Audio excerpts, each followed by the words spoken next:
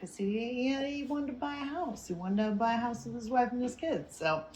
So yeah, I mean, I went to public school for up until high school, and then I went to a private school, which was like I was much better suited for, and it was in the city, and but I had grown up in the Pittsburgh suburbs, and it was so much better. Like I love cities. I love going to school in the city. I love like having a city as your campus. And, my parents were only too happy to have me gone for the day.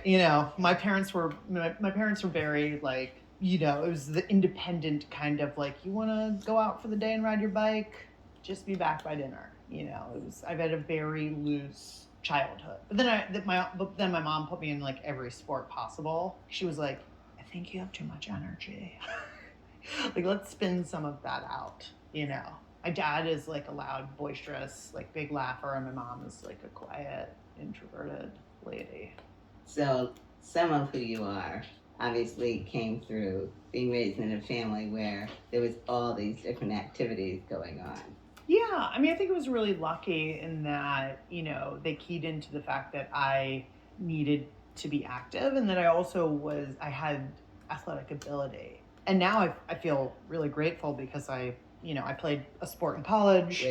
I played lacrosse in college, but because I was put into every kind of sport, and I could conceivably do all of those now if I wanted to, which I don't because my body is broken down from years of sports. But I think it was really fundamental, just like learning teamwork. And I mean, that is the most important thing for me in my working life is understanding sort of team dynamics. And I think of myself very much as being on a team, even though I come in as a podcast host. Like, we're all a team. Why did you want to create the loudest girl in the world? You're assuming I wanted to. Oh, well, maybe you didn't want to. What drove you to do it? I felt compelled.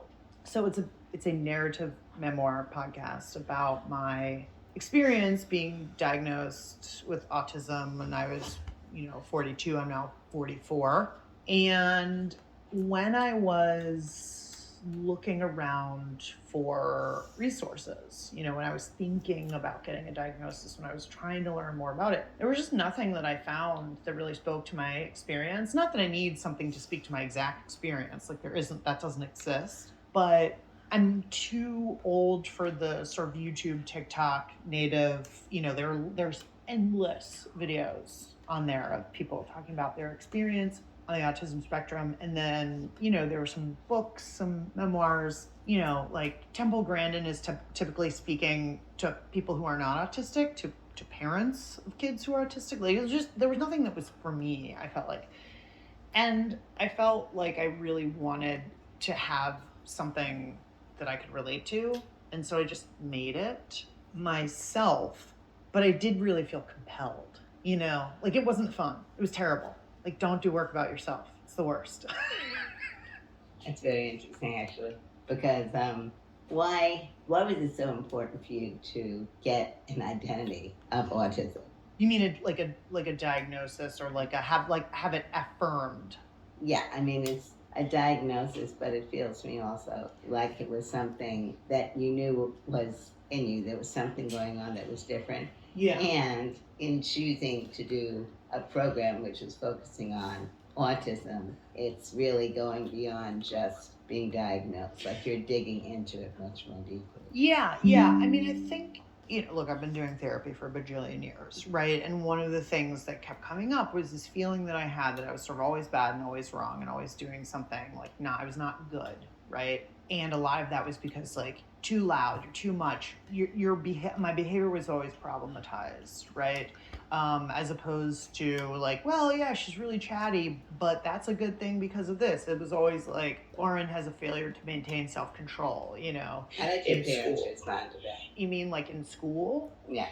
I was always in trouble with the teachers. My parents were kind of like, it's the teacher's problem. Like, they need to deal with it. But they didn't consider that the punishment that I was that was being meted out was all that bad because they both went to Catholic school, where the nuns were beating the hell out of everybody, right? And so, Lauren getting tucked in the back of the classroom was not as bad as, say, like getting beaten with a Bible. Okay, but like it's very traumatic to be othered, by your teacher, by your classmates. But it was also a time when, teacher knows best, right? And my parents just figured, look, this is how they do it. This is how they do things. And if Lauren is disrupting the class, then, and if the teacher, moves her desk, then that's probably warranted. I mean, I don't think they would advocate for that now, but yeah, I think that all of that as a child really stuck with me and sort of led to me feeling how I feel about myself as an adult. And, just through the process of therapy, started sort of unraveling some of these things. And my question to myself was like, why do I have this talking compulsion? Why do I have communication difficulties? Why doesn't anything feel frictionless, right? And my partner Hannah has a 19-year-old son who is autistic, and I was spending a lot of time with him. And so, I was kind of picking up some stuff from him and understanding more about the condition and all of that. And you just sort of, I feel like it descended on me like this like mist, right? But then I needed that affirmed because like it wasn't something I felt comfortable sort of self-diagnosing because I would be always second guessing myself. And I put faith in professionals to some degree. And so I wanted to engage a professional, which is very hard. I mean, like dealing anything in the healthcare system is nearly impossible. But I had a hard time figuring out, well, who do you even go to? And I'm thinking, I have all these resources. If I can't figure it out, like, how can other people who don't have as many resources? Like, it was really hard. I mean, I knew people who were autistic. I knew people who had autistic kids. I knew people who were researchers, like all this stuff. And I was like, where do I go? Like, how do I find somebody who's competent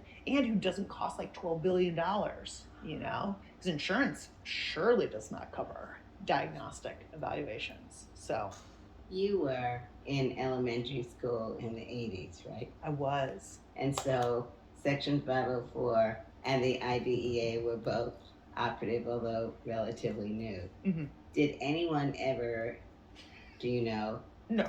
I already know the question. No one ever said anything to your parents? No, but also you have to understand, like, autism was not talked about the way that it is now. I mean, it was very much like if you were diagnosed, like still at that time, like you were in a special school, you were in special ed, and people with a subtle presentation, particularly girls and women, people who are not men, like you were never thought of in that way. And, autism is this forever moving target. And there isn't just one fixed definition, and there are many different presentations. And, I think that people have evolved their understanding of autism. But certainly, I mean, when I went to school and when I was in elementary school, I don't remember any kids with disabilities except for one, Eugene, who was blind. And he brought his absolutely enormous Braille machine into school. And that was the only kid I ever met, ever, that I knew of with a disability. And, I mean, the only other kids, like, if you had to go out of the class for some kind of thing, it was a dyslexic kid or a kid with some reading issue or something. Beyond that, it was like everybody is sitting in rows, everybody's doing the same thing. There were no aides in classrooms at all, and it's amazing how much schools have evolved. Yeah, I think it's a very important point because when looking at the disability rights movement overall, obviously many people have no conception that the label autism, ADHD, ADD, and others are really relatively new in the world of disability. Mm-hmm. And in real life, when I was working on the IDEA in Senator Williams' office, the reason there's a cap in the law which says can identify, I believe it's more than 12% children who have disabilities, it was because learning disabilities at that time were beginning to be identified. Mm-hmm. And identification of children and adults with autism is relatively new also. Mm-hmm. So have you met and worked with the other people like yourself on being identified later in life? it wasn't until I started doing this show, to be honest. I mean, look, when you're a journalist, the great thing that you get to do is call up interesting people, with the excuse of